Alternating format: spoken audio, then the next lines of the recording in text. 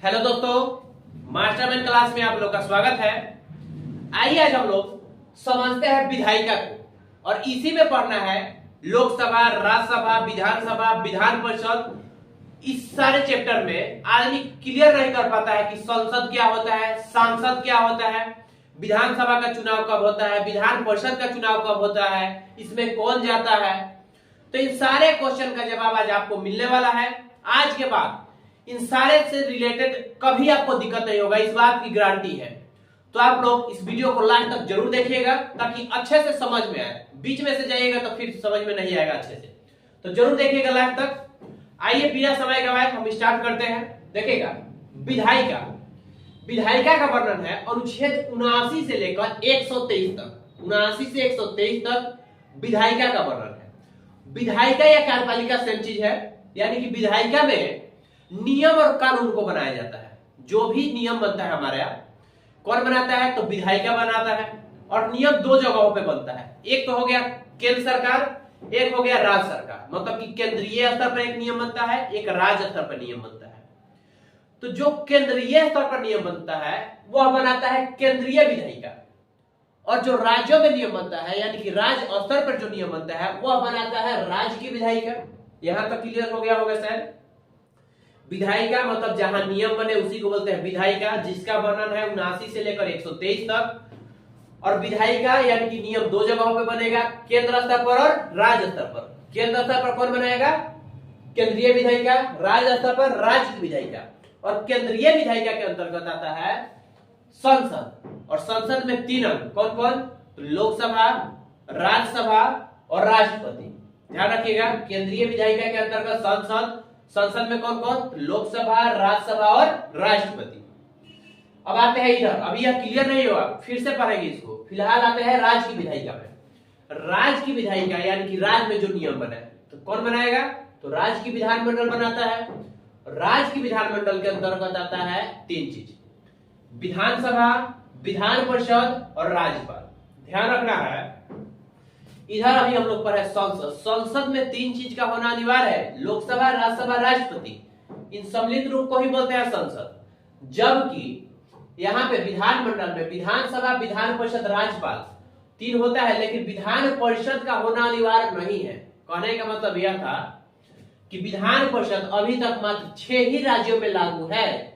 वैसा राज्य जिसको लगे कि हमारे राज्य में भी विधान परिषद का गठन होना चाहिए वह उस राज्य का गठन कर सकता है, अन्यथा नहीं। मतलब कि अभी तक मात्र 6 ही राज्यों में विधान परिषद का गठन है। जो 6 राज्यों में विधान परिषद का गठन है, देख लीजिए, कुछ ट्रिक है याद करने का।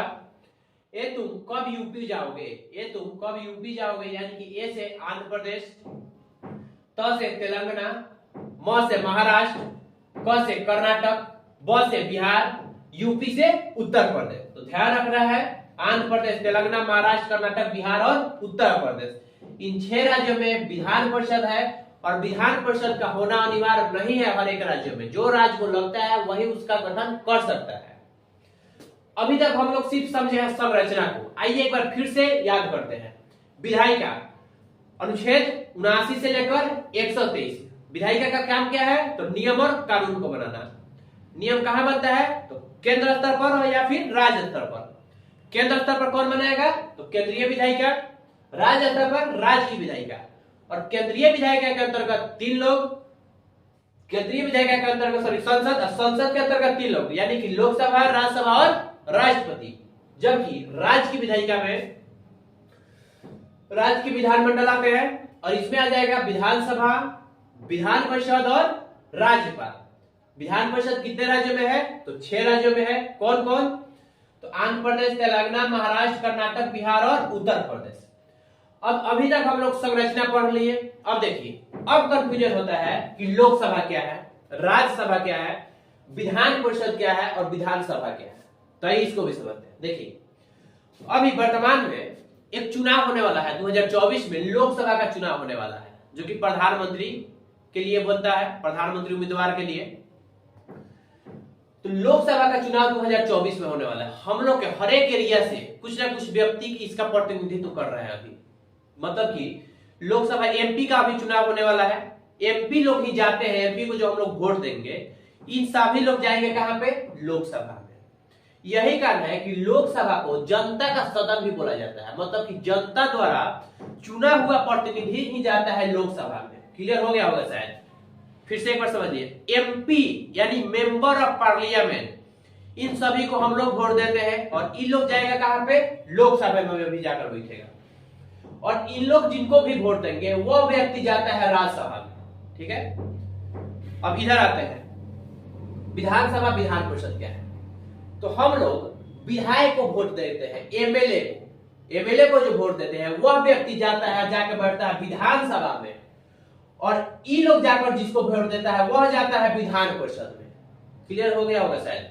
फिर से एक बार सुनिए, एमपी मेंबर ऑफ पार्लियामेंट, यानी कि 2024 में जो चुनाव होने वाला है, वैसे व्यक्ति को हम लोग वोट देंगे, वह जाएगा अभी लोकसभा में, और इन लोग जिसको वोट देगा वह जाता है राज्यसभा में।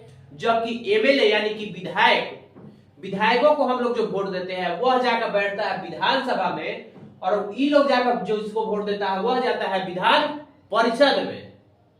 तो ध्यान रखना है इन सारे पॉइंट्स को आप लोग। और इसके बाद स्पेशल पढ़ना है फिर से संसद में फिर पढ़ना है लोकसभा, राज्यसभा, राष्ट्रपति। अभी फिलहाल हम लोग सिर्फ मोटा मोटी देखे, अभी मेन चीज इधर पढ़ना बाकी है, जिसमें आता है अभी लोकसभा, राज्यसभा, राष्ट्रपति, इन सब का कार्यकाल, किस व्यक्ति का कितना कार्यकाल होगा, चुनाव कैसे होगा। तो इन सारे फैक्ट्स को हम लोग अगले वीडियो में देखेंगे। फिलहाल आप लोग इसका नोट जरूर बनाइएगा ताकि अच्छे से इसको याद रखा जा सके, लंबे समय तक याद रखा जा सके। और वीडियो अच्छा लगे तो आप लोग लाइक, शेयर और सब्सक्राइब जरूर करिएगा, और अगला वीडियो आप लोग जरूर देखिएगा ताकि अच्छे से इसको समझा जा सके।